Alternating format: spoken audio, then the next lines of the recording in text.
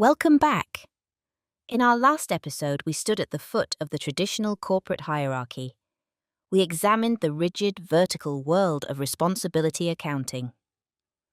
We saw how the modern organization was sliced and diced into cost centers and profit centers, all governed by the iron law of return on investment. We established that while this system is efficient for financial control, it has a fatal flaw.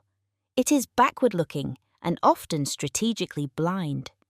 It tells you where you spent your money yesterday, but not whether you are building the future you desire. Most importantly, as Kaplan and Norton argue, it suffers from the inability to balance between financial and non-financial, and to link the operational with the strategic. In this episode, we will understand how Kaplan and Norton's balanced scorecard approach aims to address that. Basically, we are entering the domain of strategic performance management. We are going to explore the tool that promised to revolutionize how strategy is executed. The balanced scorecard. But we aren't just going to learn how it works. We are going to deconstruct it. We will look at the ambitious claims it makes about cause and effect, the sharp academic critiques that challenge its scientific validity, and finally, how it attempts, and perhaps fails, to grapple with the existential challenges of sustainability in the modern world. This is part 2 of Chapter 4, Performance Management. And, just to refresh your mind, this chapter is the first of the 3 chapters that deal with the organizational hierarchy as a site of strategic action. As a quick reminder, this chapter unfolds around 3 central ideas. In Part 1, we dissected the traditional approach. In this episode, we focus entirely on the second and third themes. The strategic approach to performance management championed by Kaplan and Norton, and the complex, often contentious implications this has for social and ecological justice. So, let's begin. By the early 1990s, the cracks in traditional accounting were becoming canyons. The business world was moving faster. Innovation, customer loyalty, and employee skills were becoming the real drivers of value. Yet the monthly financial report captured none of them. Enter Robert Kaplan and David Norton. Their solution was the Balanced Scorecard, or BSC. They proposed a radical shift to strategize the hierarchy. Their argument was that we needed to do 2 things. First, we had to impart strategic meaning to performance.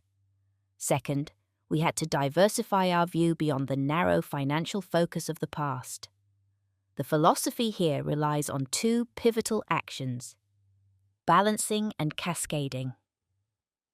Let's talk about balancing first. The BSC asks managers to view performance through 4 distinct lenses, or perspectives. Imagine a pilot flying a plane. You can't just look at the fuel gauge. You need to look at altitude, speed, and heading. In the corporate version, the financial perspective remains, of course. We still need to ask, how do we appear to our shareholders? But we balance this with 3 others. We have the customer perspective. How should we appear to our customers? Are we offering value for money? Is our brand loyal?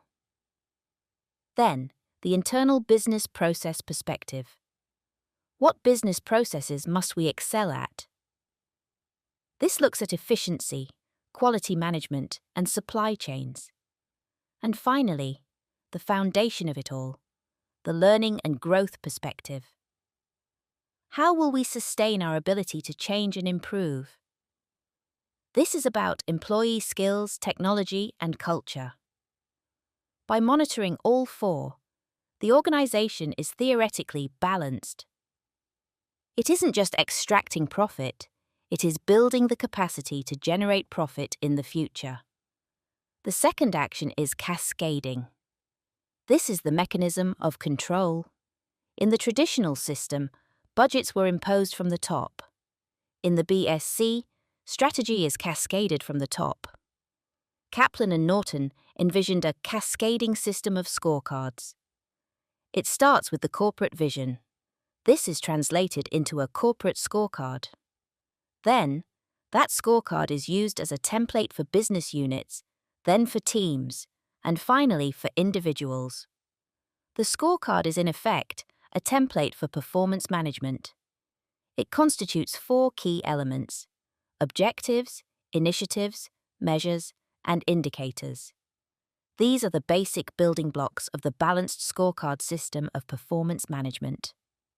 For everyone in the organization, from the top-level corporate board to the bottom-level supervisory manager, a balanced scorecard should spell out these 4 key elements: objectives, initiatives, measures, and indicators.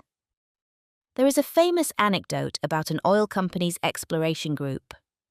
To align the workforce, they created small, fold-up personal scorecards that employees could carry in their shirt pockets. On that card, an individual could see the corporate objective, the business unit target, and then, crucially, write down their own personal objective that contributed to that bigger picture. It is a seductive idea. It connects the daily grind of the individual directly to the grand vision of the CEO. It creates a line of sight from the bottom to the top. But here is where we need to pause and look closer. The balanced scorecard is not just a list of metrics. It claims to be a theory of the business. Kaplan and Norton argue that these 4 perspectives are not random. They are connected by a chain of causality. The logic goes like this. If we invest in learning and growth, better training, better culture, that will cause better internal processes. If we have better processes, faster delivery, fewer defects, that will cause higher customer satisfaction. And if customers are happier, that will cause improved financial performance, ensuring a higher return on investment for shareholders. It sounds intuitive, it sounds logical, but is it scientific? This brings us to one of the most significant critiques of the strategic approach, provided by the scholar Hannah Noriclit. She argues that what Kaplan and Norton call causality is actually something else entirely. Noriclit points out 2 major flaws. First, the neglect of time. Real cause and effect relationships happen over time. If you improve employee training today, the financial payoff might not happen for years. But the balanced scorecard is often static. It measures everything in the current period. It ignores the time lag.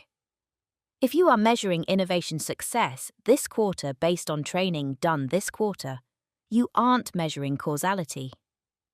You're just measuring coincidence. Second, and this is a fascinating philosophical point, Noriclit argues these aren't causal relationships at all. They are finality relationships. In science, causality is empirical. If you heat water to 100 degrees, it boils. That is a cause. But in business, if you improve customer satisfaction, it does not necessarily force profits to rise. It is simply something we hope will happen. It is a logical, normative connection. We want satisfied customers to lead to profit, so we act as if it is a law of nature. But it isn't. You can have very happy customers and go bankrupt if your prices are too low. Noriclit warns us that by dressing up these hopes as causes, the balanced scorecard gains a false air of scientific validity. It looks like a machine, but it's actually a belief system. Let's widen the aperture.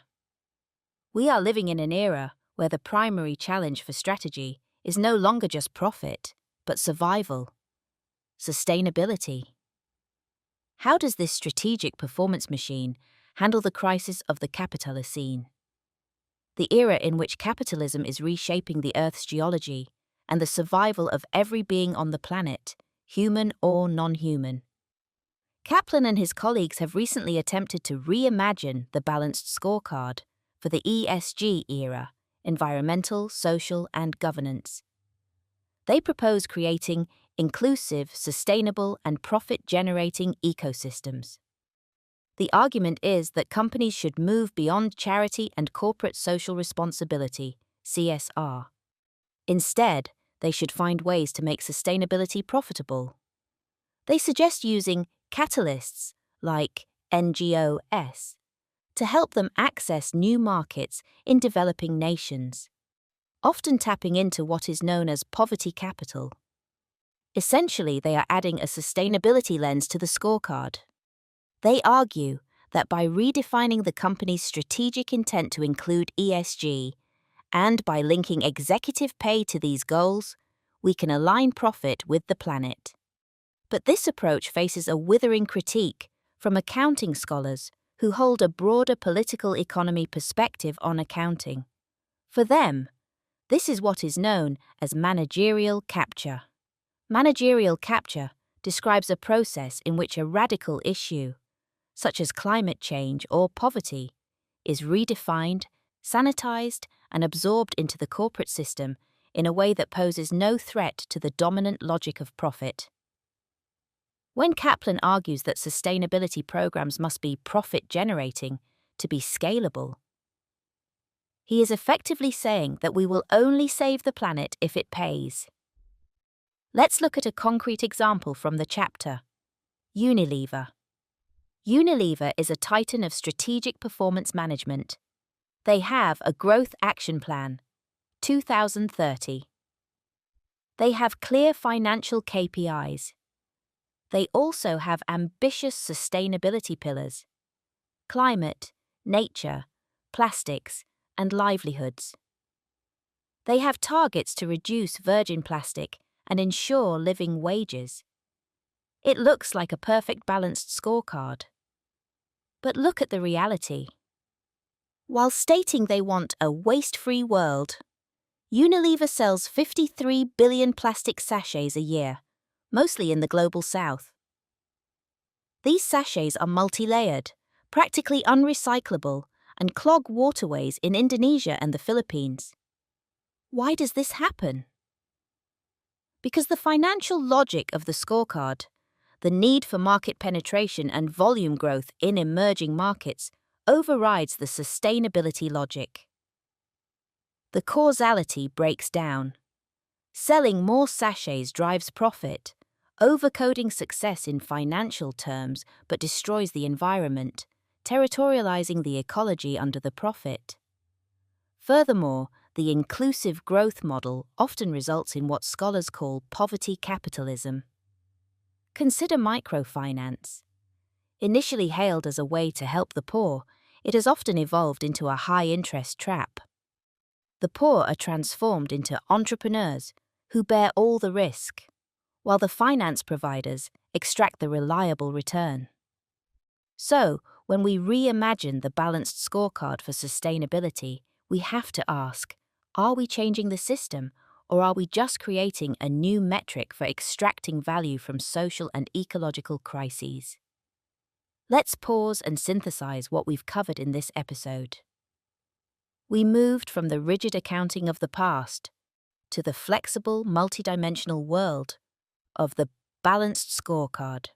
We saw how it attempts to link the janitor's daily tasks to the CEO's vision through balancing and cascading, but we also uncovered the fragility of its foundations. We saw that its causal links are often just wishful thinking, finalities, not causalities. And we saw that when this tool is applied to sustainability, it risks capturing the issue, stripping it of its moral urgency and reducing it to just another lever for shareholder value. The balanced scorecard asks, how do we appear to our shareholders? And how do we appear to our customers? Perhaps the reflective question for you today is this: if your organization's scorecard is green, but the world outside is burning, what exactly are you measuring? Are your KPIs telling you the truth about your impact, Or are they just confirming your strategy? In our next chapter, we will move from performance management to management control. We have set the targets. Now, how do we ensure people follow them without stifling their creativity? We will explore the tension between control and freedom, looking at traditional cybernetic controls and then moving to Robert Simons's levers of control. Until then, take a look at the dashboard of your own professional life. Are you balancing the right things?